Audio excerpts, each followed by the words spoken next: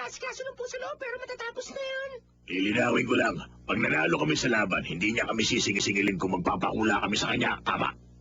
Oo naman, libre na yun pag nanalo kayo. Siyempre. Hindi na ako makapaghintay. Napakainsabog niyo po sirain ng mga pag-aari namin dito. Manahimik ka! Alam kong wala sa itsura ko pero ang totoo, nanalo ko ng 3rd place sa World Martial Arts Tournament kaya huwag mo ako mamalitin!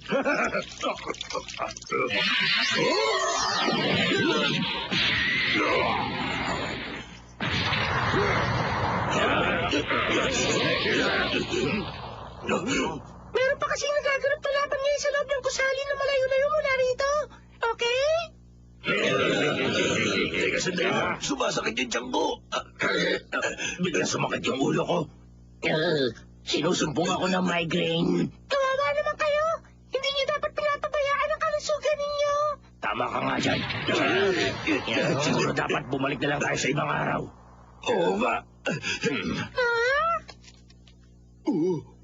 Mukhang napadami yata inom ko ngayon. Medyo nahihilo na nga ako eh. Parang nalasing ako ron ha. Mag-iingat kayo. Bumalik kayo ha. Hihintayin ko kayo.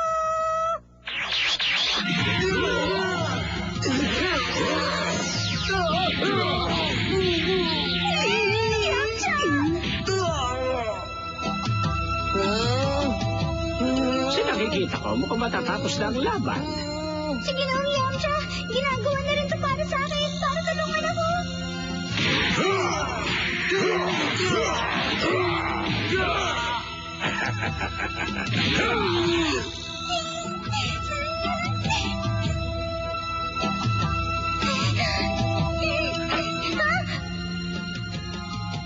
Wala rin may tutulong ang gagawin mong yan. Pero naiintindihan kong nararamdaman mo. Pero, lumalaban si Ginoong Yamcha para sa akin. Lumalaban siya para muli mabuhay ang aking ama.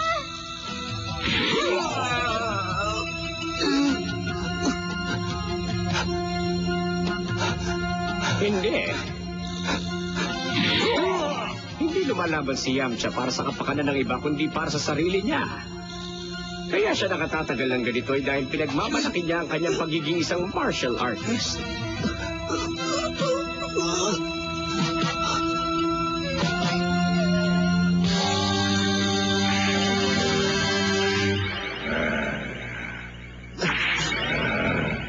Masama ito. Hindi na ako nakakakita ng malinaw.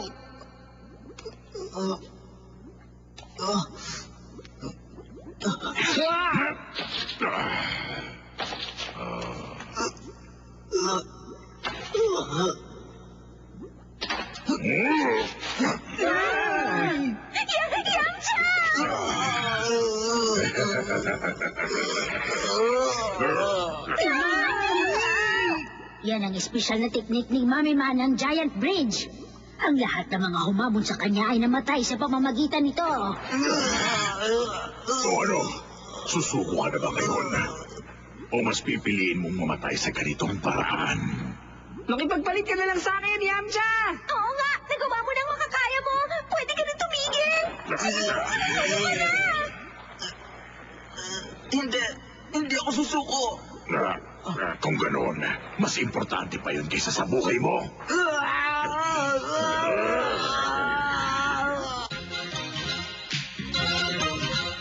Unang kampi.